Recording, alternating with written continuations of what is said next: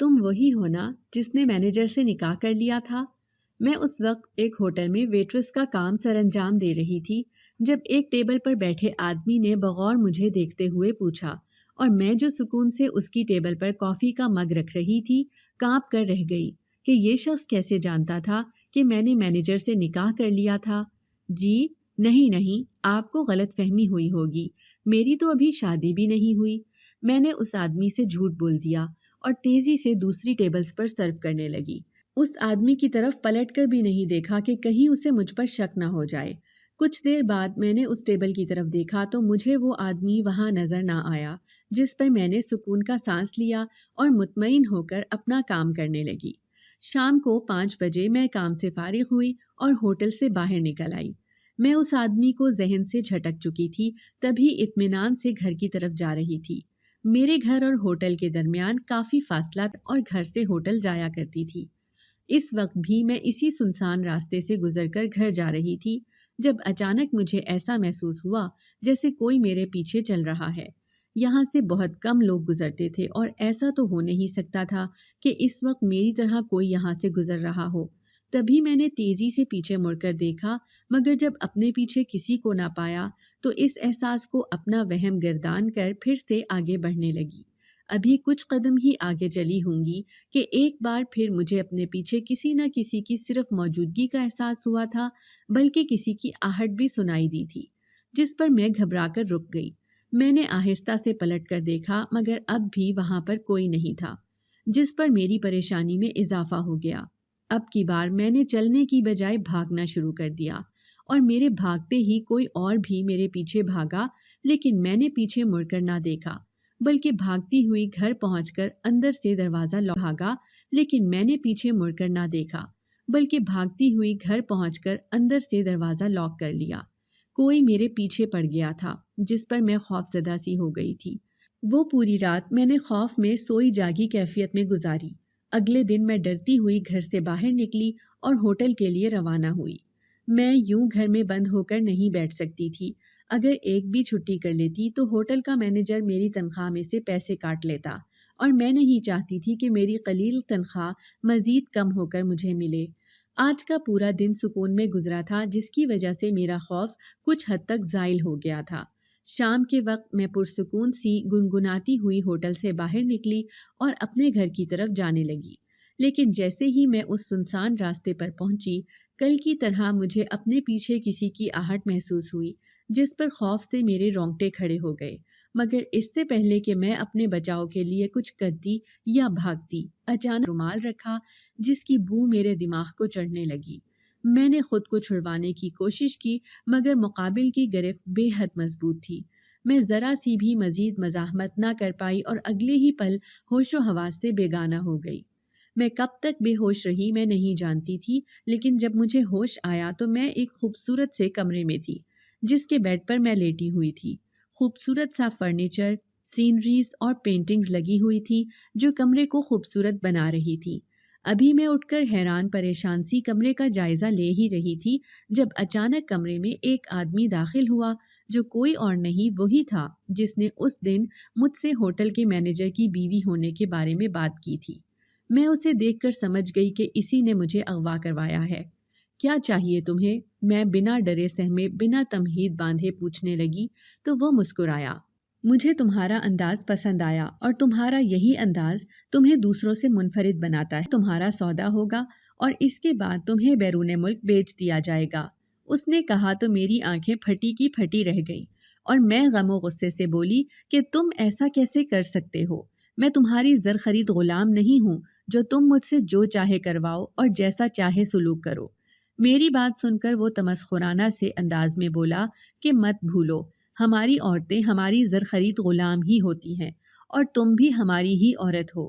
ذہنی طور پر تیار رہنا اور کسی قسم کی چوں چرام مت کرنا، ورنہ انجام کی ذمہ دار تم خود ہوگی۔ وہ آدمی غصے بھرے لہجے میں کہہ کر جانے لگا تو میں چیخ چیخ کر اسے بتانے لگی کہ میں شادی شدہ ہوں، وہ میرے ساتھ ایسا مت کرے، میں کسی کے نکاح میں ہوں۔ مگر وہ یہ کہہ کر مجھے کمرے میں بند کر کے چلا گیا کہ اسے اس سب سے فرق نہیں پڑتا، اور ایک بھگوڑی عورت کیسے نکاح کی اہمیت سمجھ سکتی ہے یا نکاح کے بدلے آزادی پا سکتی ہے، اس کے طنز کو آزادی پا سکتی ہے۔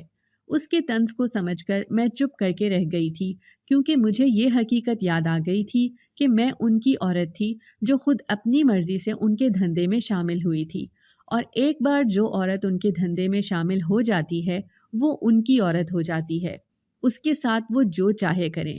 میرا سارا دن جلستے کڑتے گزرا تھا، اس پریشانی میں کہ آگے میرے ساتھ نہ جانے کیا ہوگا۔ یہ دن گزرا اور اگلا دن چڑھ آیا۔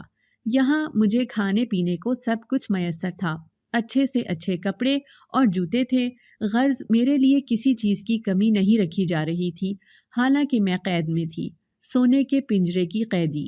اگلے دن مجھے نئے کپڑے پہنا کر اور سجا کر باہر لے جایا گیا۔ میں چپ تھی اور بالکل شور نہیں مچا رہی تھی، کیونکہ مجھے علم تھا کہ اگر میں شور مچاتی تو مدد کے لیے تو کوئی نہ آتا، لیکن مجھے جان سے ضرور مار دیا جاتا، اور زندگی مجھ پر چاہے جتنی تنگ سہی، لیکن مجھے مرنے سے بے حد خوف محسوس ہوتا تھا۔ وہاں سے وہ لوگ مجھے ایک ہال نما کمرے میں لے آئے تھے، جہاں میرے جیسی کئی لڑکیاں موجود تھیں اور ایک سے بڑھ کر ایک حسین تھی۔ مجھے خوف محسوس ہونے لگا، اور اس خوف میں اضافہ تب ہوا جب مجھ سمیت ہر لڑکی کی آنکھوں پر کالے رنگ کی پٹی باندھ کر رسی سے ہاتھ بھی پیچھے باندھ دیے گئے۔ اس کے بعد ہر طرف خاموشی چھا گئی۔ کچھ سرگوشیاں ہمارے کانوں میں پڑی، مگر سمجھ میں کچھ نہیں آیا۔ تقریباً 15 منٹ بعد مجھے کسی نے سخت گرفت کر کے بازو سے پکڑا اور ایک طرف کو گھسیٹنے لگا۔ بے بسی کے مارے میں رونے لگی تھی کہ اب نہ جانے مجھے کس دلدل میں دھکیلا جانے لگا تھا۔ وہ مجھے لے کر ایک گاڑی میں بیٹھا اور پھر گاڑی سٹارٹ ہو گئی۔ اس کے بعد تقریباً 1 گھنٹے تک گاڑی مسلسل چلتی رہی، اور اس دوران میں مسلسل بے آواز روتی رہی۔ 1 گھنٹے کے بعد گاڑی رکی اور مجھے اندر لے جایا گیا، اور ایک جگہ جا کر مجھے روک دیا گیا۔ کسی نے میرے ہاتھ کھولے اور پھر میری آنکھوں سے کالی پٹی ہٹا دی۔ میں کافی دیر سے کچھ دیکھ نہیں پا رہی تھی، تبھی ایک دم سے آنکھیں کھولنے پر میں چکراسی گئی، مگر جلد ہی خود کو سنبھال کر سامنے کا منظر دیکھا تو میرا دماغ چکرا کر رہ گیا، کیونکہ سامنے بہت ساری خواتین اور مرد حضرات کھڑے مسکراتے ہوئے مجھے دیکھ رہے تھے۔ لیکن دھچکا تو تب لگا جب خود پر گلاب کے پھولوں کی پتیوں کی برسات ہوتے دیکھی۔ یہ سب میری سمجھ سے باہر تھا کہ مجھے تو بیچا گیا تھا۔ پھر یہ سب، ان سب میں کئی لڑکیاں تو وہ تھیں جنہیں کچھ دیر پہلے میں نے اس ہال نما کمرے میں دیکھا تھا جہاں سے ہماری نیلامی ہونی تھی۔ ابھی میں اس دھچکے سے سنبھل نہیں پائی تھی جب اچانک کوئی میرے پیچھے سے نکل کر میرے سامنے آیا، اور اسے دیکھ کر میری دنیا ہل گئی، کیونکہ وہ کوئی اور نہیں، میرا شوہر تھا، اور اس وقت بے حد سخت نگاہوں سے مجھے دیکھ رہا تھا۔ میں بے حد گھبرا گئی تھی، کیونکہ اس کی یہاں موجودگی کا میں تصور بھی نہیں کر رہی تھی۔ میں نے تیزی سے قدم پیچھے لینے چاہے، مگر وہ میرا ہاتھ پکڑ کر اپنے ساتھ لے جانے لگا، اور مجھے اس سے وہ پہلی ملاقات یاد آئی جب میں دبئی کے ایک بڑے ہوٹل میں کام کرتی تھی۔ میں ورکنگ ویزے پر دبئی آئی تھی، اور میرا یہاں آنے کا مقصد صرف پیسے کمانے نہیں بلکہ کچھ اور بھی تھا، جس سے یا تو میرا خدا واقف تھا یا پھر میں خود۔ میرے گھر میں ایک بوڑھی ماں، ایک چھوٹا بھائی اور میں تھے۔ باپ کا سایہ کئی سال پہلے ہی ہمارے سر سے چھٹ چکا تھا، اور اب میں ہی اپنے گھر کی واحد کفیل تھی۔ میں اپنے بھائی کو پڑھانا لکھانا چاہتی تھی، جس کے لیے پیسے کمانا ضروری تھے۔ خود میں صرف میٹرک پاس تھی، لیکن میرا پلس پوائنٹ یہ تھا کہ میں حسین بہت تھی۔ میں ہوٹل میں ویٹرس کا کام کرتی تھی، جہاں کا ماحول اچھا تھا، اور مجھے کبھی بھی کسی مشکل کا سامنا میں کام کر رہی تھی۔ اس دوران میں نے کچھ پیسے بھی جمع کر لیے تھے، کیونکہ میں بیرون ملک جا کر کام کرنا چاہتی تھی کہ وہاں آمدن زیادہ ہوتی ہے۔ 1.5 سال گزر جانے کے بعد میں نے اپنی جمع پونجی سے پاسپورٹ بنوایا اور پھر ورکنگ ویزے کے لیے اپلائی کر دیا، مگر اس کے لیے بہت زیادہ رقم کی ضرورت تھی۔ میں نے اپنے پاس موجود رقم میں مزید رقم ملائی جو میں نے اپنی اماں کے زیورات بیچ کر حاصل کی تھی، وہ زیورات جو اماں نے میری شادی کے لیے رکھے ہوئے تھے۔ میں نے اماں کو تسلی دی تھی کہ میں زیادہ پیسے کما کر اس سے بھی اچھے زیورات بنوا لوں گی۔ 1 مہینے کے اندر اندر میرے ویزے کا پروسیس مکمل ہو گیا اور میں دبئی آ گئی۔ یہاں آ کر 2 مہینے میں فارغ رہی، لیکن پھر میری نوکری ایک بڑے ہوٹل میں لگی جہاں میں کام کرنا چاہتی تھی۔ یہاں پر میری نوکری اتنی آسانی سے اسی لیے لگ گئی کیونکہ میرے پاس ہوٹل میں کام کرنے کا پہلے سے تجربہ موجود تھا۔ میں اس بڑے سے ہوٹل میں کام کرنے لگی جو بے حد شاندار تھا اور دبئی کا سب سے بڑا ہوٹل تھا۔ میری سب سے پہلی ملاقات ہوٹل کے مینیجر سے ہوئی تھی، جو 28 سال کا ایک بے حد ہینڈسم سا آدمی تھا جس کا نام بابر تھا۔ میں پہلے ہی دن اس سے ٹکرا گئی تھی، جس کے باعث وہ میرا ہاتھ پکڑ کر مجھے گھسیٹتا ہوا ایک کونے میں لے گیا اور بری طرح ڈانٹا، پھر ڈانٹ کر بغیر میری کوئی بات سنے وہاں سے چلا گیا۔ اس کے بعد سے میں کوئی غلطی نہ کرنے کی کوشش کرتی تھی تاکہ مینیجر کو مجھے ڈانٹنے کا موقع نہ ملے۔ میرا اور بابر کا سامنا اکثر تبھی ہوتا تھا جب وہ چیکنگ کرنے آتا تھا کہ سب کچھ صحیح طریقے سے چل رہا ہے یا نہیں۔ میری تنخواہ کم ہی لگی تھی، جس پر مجھے بے حد مایوسی ہوئی تھی کہ اب میرے سارے مسئلے حل تو ہو جائیں گے مگر بے حد آہستہ آہستہ۔ میں چاہتی تھی کہ میری تنخواہ زیادہ ہو جائے تاکہ میری ساری پریشانیاں جلد از جلد ختم ہو جائیں، مگر فی الحال ایسا ممکن نظر نہیں آ رہا تھا۔ ماحول گو ہمارے ملک جیسا نہیں تھا، لیکن سب ایک دوسرے کی بے حد عزت کرتے تھے۔ شروع کے دن بے حد اچھے گزر رہے تھے، جس پر میں بہت خوش تھی، لیکن پھر میں نے اس بڑے سے ہوٹل میں عجیب و غریب باتیں سننی شروع کی، جن پر میں کچھ الجھی بھی اور تجسس میں بھی مبتلا ہوئی۔ بات دراصل یہ تھی کہ وہاں کچھ خاص ویٹرز تھے جنہیں زیادہ پیسے ملتے تھے، باقی ہم سب کو کم پیسے ملتے تھے۔ یہ بات معلوم ہوتے ہی میرا تجسس بھی بڑھ گیا تھا کہ ایسا کیوں ہوتا ہے کہ ان کو زیادہ پیسے دیے جاتے ہیں۔ ہم لوگ ہوٹل کی نچلی منزل پر کام کیا کرتے تھے، جبکہ وہ خاص ویٹرز جن کو زیادہ پیسے ملتے تھے وہ اوپر رومز میں صفائی وغیرہ کا کام کیا کرتے تھے۔ میں نے کئی ایک ویٹر سے بات کرنے کی کوشش بھی کی تاکہ جان سکوں کہ یہ کیا معاملہ ہے، مگر جواباً وہ معنی خیز سے انداز میں بات کر کے اصل بات ٹال جاتے تھے۔ جیسے کہ ایک دفعہ میں نے ایک ویٹر سے پوچھا کہ وہ اوپر کیا کام کرتی ہے، تو اس نے معنی خیز سے انداز میں کہا کہ تم بھی بے حد خوبصورت ہو، تم بھی وہاں جا کر کام کر لو اور ہم سے زیادہ پیسے کما لو۔ اس کی ان باتوں سے مجھے یہی لگا تھا کہ اوپر کوئی دوسرا ہی کام ہوتا ہے۔ میری تنخواہ زیادہ نہیں تھی، جبکہ میں زیادہ پیسے کمانا چاہتی تھی۔ تبھی میں نے مینیجر سے بات کرنے کا سوچا کہ وہ مجھے اوپر والے رومز میں کام پر لگوا دے تاکہ میں زیادہ پیسے کما سکوں۔ یہی سب سوچ کر میں اس دن جلدی ہی فارغ ہو کر مینیجر بابر کے پاس گئی تاکہ اس سے بات کر سکوں۔ مینیجر بابر کے پاس پہلے سے 2 ویٹرز موجود تھے، تبھی میں نے باہر کھڑے ہو کر کچھ دیر انتظار کیا اور پھر ان کے جانے کے بعد دروازے پر دستک دے کر اندر داخل ہوئی۔ مینیجر نے مجھ سے وہاں آنے کی وجہ پوچھی تو میں نے مینیجر سے کہا کہ مجھے بھی باقی ویٹرز کی طرح اوپر والے رومز میں صفائی وغیرہ کا کام کرنا ہے کیونکہ مجھے زیادہ پیسے کمانے ہیں۔ وہ میری بات سن کر کچھ حیران ہوا اور پھر کچھ دیر تک مجھے اور میری خوبصورتی کرنا ہے تو پہلے مجھ سے نکاح کر لو۔ مینیجر بابر کی آفر پر مجھے بے تحاشا حیرت ہوئی کہ وہ اس کام کے بدلے مجھ سے نکاح کرنے کا کیوں کہہ رہا ہے۔ ایک صفائی کا کام ہی تو کرنا تھا، اس میں ایسا کیا تھا جو وہ یوں کہہ رہا تھا؟ اس کی آفر سن کر مجھے پکا یقین ہو گیا تھا کہ اوپر والے روم میں ویٹرز کوئی نہ کوئی غلط کام ضرور کرتے ہیں، تبھی انہیں زیادہ پیسے ملتے ہیں۔ مگر پھر میرے ذہن میں یہ سوچ آئی تھی کہ یہ ایک مسلم ہوٹل تھا جہاں ایسا کوئی کام نہیں ہو سکتا تھا۔ میں ہر فضول سوچ کو جھٹکنے کے بعد اس سے نکاح کرنے کو مان گئی۔ یوں بھی مینیجر بے حد امیر تھا، جس سے شادی کے بعد مجھے کہیں نوکری کرنے کی ضرورت ہی نہیں پڑنی تھی، بلکہ میرے سارے مسئلے تو مینیجر سے شادی کرنے سے ہی حل ہو جانے تھے کہ اس سے شادی کے بعد میں امیر ہو جاتی۔ اس سے نکاح کرنے کے بعد میں اس کے ساتھ اس کے گھر آ گئی تھی جو بے حد خوبصورت تھا، اور مجھے اچھا بھی لگا تھا کہ اب میں یہاں رہوں گی۔ میں نے مستقبل کے حوالے سے کئی خواب سجا لیے تھے، لیکن نکاح کے فوراً بعد وہ مجھے گھر سے ہو کر ایئرپورٹ لے آیا، جس پر میں حیران بھی ہوئی کہ وہ مجھے یہاں کیوں لے آیا ہے۔ اور جب میں نے اس سے اس بارے میں پوچھا، اس نے بہانہ بنایا اور ٹال مٹول سے کام لینے لگا۔ میں آنا نہیں چاہتی تھی، مگر وہ مجھے زبردستی پاکستان لے آیا۔ وہ دبئی سے اٹھا کر مجھے پاکستان کیوں لایا تھا میں کچھ نہیں جانتی تھی، اور میرے بار بار پوچھنے پر بھی وہ مجھے کچھ نہیں بتا رہا تھا، جس پر مجھے اس پر شدید غصہ بھی آ رہا تھا اور بے تحاشا ڈر بھی لگ رہا تھا، کیونکہ اس سے چھپ کر اس سے بات کرنے سے بھی پہلے میں ہوٹل کے اوپر والے رومز میں جا چکی تھی، جہاں پر وہ خاص ویٹرز کام کرتے تھے جن کو زیادہ پیسے ملتے تھے، اور وہاں جا کر مجھے اپنا وہ مقصد ناکام ہوتا نظر آیا تھا جس کے لیے میں دبئی آئی تھی اور اس ہوٹل میں نوکری کرنے لگی تھی۔ اس دن میں اتنی اداس ہوئی تھی کہ اس سے بات کرنے جا پہنچی تھی تاکہ ان ویٹرز کی ٹیم میں شامل ہو کر میں حقیقت کا پتہ لگا سکوں، کیونکہ مجھے اب بھی لگ رہا تھا کہ جو میں نے دیکھا وہ جھوٹ تھا اور اب بھی میں اپنے مقصد کو پا سکتی ہوں۔ لیکن اس سے پہلے ہی وہ مجھے پاکستان لے آیا تھا، جس پر میں پریشان ہو کر رہ گئی تھی، کیونکہ اپنے مقصد کو پانے سے پہلے میں پاکستان واپس نہیں آنا چاہتی تھی۔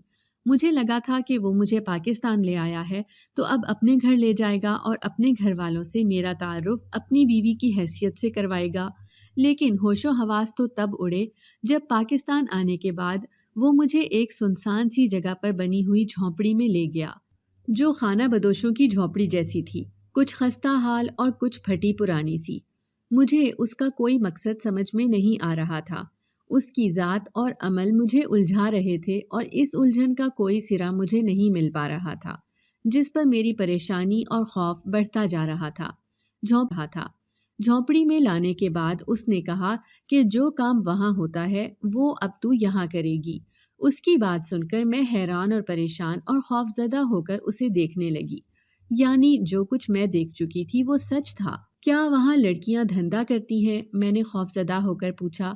تمہیں معلوم تھا پھر بھی تم نے اس کام کو چننا چاہا؟ مینیجر بابر نے عجیب سے لہجے میں پوچھا۔ ہاں معلوم تھا، تبھی تو اس کام کو چننا چاہا، میں نے کھوئے کھوئے لہجے میں کہا، مگر میرا وہ مطلب نہیں تھا جو اس نے لیا۔ میں صرف پیسہ کمانے کے لیے اس کام کو نہیں چننا چاہتی تھی، بلکہ میرا ایک اور مقصد بھی تھا جس سے بابر انجان تھا، لیکن بابر کو یہی لگا کہ میں واقعی پیسہ کمانے کی خاطر ان دھندے والی ویٹرس میں شامل ہونا چاہتی تھی۔ تو ٹھیک ہے نا پھر، اب جو کام تم وہاں کرنے والی تھی اب وہ کام تم یہاں کرو گی۔ غصے بھرے لہجے میں اتنا کہہ کر وہ باہر نکل گیا، جبکہ میں پریشانی سے وہیں ٹہلنے لگی۔ دل کیا یہاں سے بھاگ جاؤں، مگر پھر سوچا کہ بابر کو سب کچھ سچ سچ بتا دوں، ہو سکتا ہے وہ میری مدد کرے، مگر پھر دماغ سمجھاتا کہ وہ تو خود اس ٹیم کا حصہ ہے۔ انہی سوچوں میں 1 گھنٹہ کب گزرا مجھے پتہ بھی نہیں چلا۔ ہوش تو تب اڑے جب 1 گھنٹے بعد 3 عورتیں جھونپڑی کا پردہ ہٹا کر اندر داخل ہوئیں، جو بے حد ہٹی کٹی اور صحت مند تھیں۔ وہ یہاں کیوں آئی تھیں پہلے تو مجھے سمجھ میں نہ آیا، مگر پھر جلد ہی یہ عقدہ بھی کھل گیا کہ وہ مجھے تیار کرنے آئی تھیں۔ ان کے پاس میرا لباس، جوتا، میک اپ کا سامان اور مجھے تیار کرنے کا باقی ساز و سامان موجود تھا۔ انہوں نے مجھے تیار کرنا شروع کر دیا، لیکن جب میں نے ان سے مجھے یوں تیار کرنے کی وجہ پوچھی تو میرا دماغ چکرا کر رہ گیا، کیونکہ انہوں نے یہی کہا تھا کہ باس نے کہا ہے کہ آپ دھندا کریں گی تو آپ کو آپ کے خریدار کے لیے تیار کر دیں۔ میرا دماغ سائیں سائیں کرنے لگا کہ میں ایسا تو کبھی نہیں چاہتی تھی۔ 1 گھنٹے بعد انہوں نے مجھے تیار کر کے آدھا گھنٹہ انتظار کرنے کا کہا کہ ابھی باس آپ کو لینے آ جائیں گے۔ اتنا کہہ کر وہ باہر نکل گئیں۔ ان کے جاتے ہی کچھ پل بعد میں نے جھونپڑی سے باہر نکل کر دیکھا تو وہاں دور دور تک کوئی نہیں تھا۔ میں پہلے ہی بے حد گھبرائی ہوئی تھی، تبھی اندھا دھند بھاگنا شروع کر دیا۔ پرس میں اپنے ساتھ لے آئی تھی، تبھی کرایہ دے کر اپنے گھر پہنچی، اماں کو سب کچھ بتا کر اعتماد میں لیا اور پھر ضروری سامان سمیٹ کر اپنی اماں اور بھائی سمیت وہ شہر ہی چھوڑ دیا اور دوسرے شہر میں آ کر بس گئی۔ یہاں پر کرائے پر مکان لیا اور بینک میں موجود جمع شدہ پیسوں سے گزارا کرنے کے ساتھ ساتھ ایک ہوٹل میں نوکری ڈھونڈ لی۔ تنخواہ اچھی تو نہیں تھی، مگر ہم تینوں کا گزارا ہو جاتا تھا۔ مجھے وہاں کام کرتے ہوئے 6 مہینے ہو گئے تھے۔ میں شادی نہیں کر سکتی تھی کیونکہ میں بابر کے نکاح میں تھی، اور ویسا تھا کہ مینیجر بابر بھی مجھے بھول بھال گیا ہوگا، لیکن یہ میری خام خیالی ہی ثابت ہوئی تھی۔ 6 ماہ بعد بابر مجھے ڈھونڈ چکا تھا، اور نہ صرف ڈھونڈ چکا تھا بلکہ واپس بھی لے آیا تھا، وہ بھی کسی جھونپڑی میں نہیں بلکہ اپنے ذاتی گھر، اپنے خاندان میں۔ میں سب سے ملتی ہوئی ماضی کا سفر طے کر آئی تھی۔ وہ سب بابر کے چچا چچی، تایا تائی، ماں باپ اور بہن بھائی تھے۔ سب سے ملوانے کے بعد وہ مجھے اپنے کمرے میں لے آیا تھا، اور کمرے میں آتے ہی ایک جھٹکے سے میرا ہاتھ چھوڑتے غصے سے میری طرف پلٹ کر پوچھنے لگا کہ ہادیہ سے تمہارا کیا رشتہ ہے؟ اس کے منہ سے ہادیہ کا نام سن کر میں دنگ رہ گئی اور حیرت سے پوچھا کہ اسے کیسے پتا چلا کہ ہادیہ سے میرا کوئی رشتہ ہے؟ جس ہوٹل کے تم جا کر اوپر والے کمرے چیک کرتی رہی ہو وہاں کا مینیجر ہوں میں۔ جس دن تم مجھ سے بات کرنے آئی تھی اس سے پہلے مجھے پتا چل گیا تھا کہ تم وہاں چھان بین کرتی پھر رہی ہو۔ ترین آدمی کا ہے جو قانون کی آنکھوں میں دھول جھونک کر لڑکیوں سے دھندا کرواتا ہے، لیکن کسی کو مجبور کر کے نہیں بلکہ ان کی مجبوری سے کھیل کر۔ وہ انہیں پیسہ دیتا ہے اور بدلے میں وہ اس کے لیے کام کرتی ہیں۔ میں تم پر نظر رکھ رہا تھا اور مجھے پتا چل گیا تھا کہ تم مشکوک ہو، مگر میں نے پھر بھی ہوٹل کے مالک کو کچھ نہیں بتایا بلکہ تمہیں وہاں سے بچانے اور بحفاظت نکالنے کے لیے تمہیں نکاح کی آفر کی اور پھر زبردستی تمہیں پاکستان لے آیا، کیونکہ میں جانتا تھا کہ تم کبھی واپس نہیں آؤ گی، تب تک تو بالکل نہیں جب تک ہادیہ کو نہ ڈھونڈ لو۔ ہاں میں جانتا ہوں کہ تم ہادیہ کو ڈھونڈنے دبئی گئی تھی، تو اب بتاؤ کہ تمہارا ہادیہ سے کیا رشتہ ہے؟ میں نے اس کی ساری بات سن کر غصے سے کہا کہ تم مجھے بچا کر لائے تھے یا اپنی منکوہا کو مزید لوگوں کے سامنے پیش کرنے؟ تبھی تو اس جھونپڑی میں مجھے لے گئے تھے نا۔ میرے غصے سے کہنے پر وہ زور سے قہقہا لگا گیا۔ وہ تمہارا امتحان تھا کہ تم سچ میں وہ کام کرنے پر راضی ہو جاتی ہو یا نہیں۔ میری تم پر پہلی ملاقات سے ہی نظر تھی۔ تم مجھے بے حد معصوم اور گھبرائی ہوئی لگی تھی، جس کے بعد میں تمہیں نظر انداز نہیں کر پایا۔ تمہیں پسند کرنے لگا تھا میں، تبھی جب تمہیں اوپر والے روم میں جاتے دیکھا تو تمہارے لیے پریشان ہو گیا تھا، لیکن جب تم نے آ کر اوپر والے رومز میں کام کرنے کی فرمائش کی تو مجھے لگا تم بھی باقی سب لڑکیوں جیسی ہو جو پیسے کے لیے کچھ بھی کر سکتی ہیں، لیکن پھر بھی میرے دل نے گوارا نہ کیا کہ تمہیں اس دلدل میں پھنسنے دوں جہاں سے نکلنا تمہارے لیے مشکل ہی نہیں ناممکن ہو جاتا۔ تبھی تم سے نکاح کیا اور تمہیں زبردستی پاکستان لے آیا اور تمہارا امتحان لینا چاہا کہ تم کیا کرتی ہو۔ اس دن میں تمہیں تیار کروا کر اپنے گھر یہاں لے آنا چاہتا تھا، مگر تم بھاگ گئی اور آج 6 ماہ بعد ملی ہو۔ میرے ایک دوست نے تمہیں دیکھ لیا اور پھر مجھے بتایا کہ جس کے بعد میں نے تمہیں ڈرانے کو وہ سارا ڈرامہ کروایا۔ اب بتاؤ کہ دبئی کیوں گئی تھی ہادیہ کو ڈھونڈنے؟ ساری بات بتانے کے بعد مینیجر بابر نے اپنا سابقہ سوال دہرایا تو میں پھوٹ پھوٹ کر رو پڑی۔ ہادیہ میری بڑی بہن تھی، مجھ سے 1 سال بڑی اور میری بہن کم دوست زیادہ۔ ہم 3 ہی بہن بھائی تھے۔ ابا کا انتقال ہو چکا تھا، گھر میں کمانے والا کوئی نہیں تھا، تبھی ہادیہ نے کمانے کے لیے قدم گھر سے باہر نکالا۔ وہ پہلے ایک کپڑوں کی فیکٹری میں کام کرتی تھی، مگر پھر کسی نے اسے دبئی جانے کا مشورہ دیا۔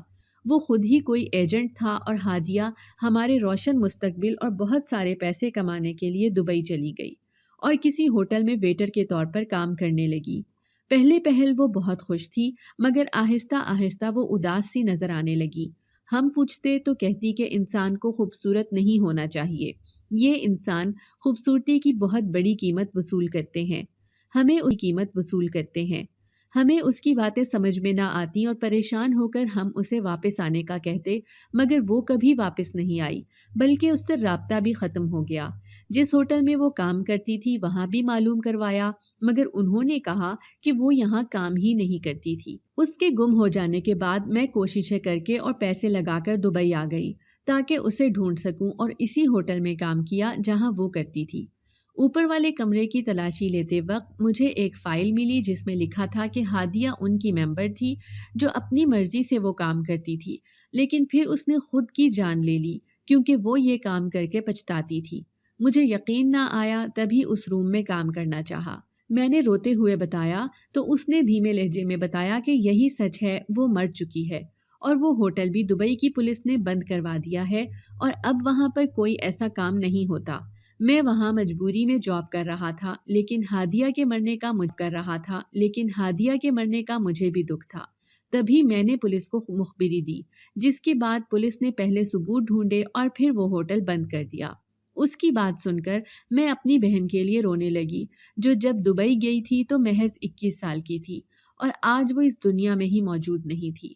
بابر کتنی ہی دیر مجھے چپ کروا کر تسلی دیتا رہا کہ جو ہونا تھا ہو چکا، اب سب کچھ بھول کر اپنی زندگی میں آگے بڑھو اور ہادیہ کی مغفرت کے لیے دعا کرو، اس کی زندگی اتنی ہی تھی۔ میں چپ چاپ اس کی باتیں سنتی رہی کہ واقعی اب پچھلی باتوں کو دہرانے کا کوئی فائدہ نہیں تھا۔ ہادیہ نے پیسے کمانے کی غلط راہ چنی۔ اگر وہ ایسا نہ کرتی تو آج زندہ صحیح سلامت ہمارے بیچ موجود ہوتی۔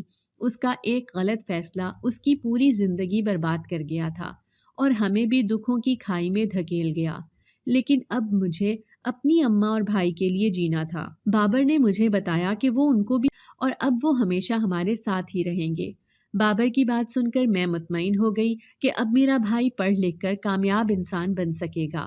میں بابر کی شکر گزار تھی جس نے میرا سوچا اور مجھے وہاں سے نکال لایا، ورنہ میں بھی شاید ہادیہ کی طرح آج زندہ نہ ہوتی۔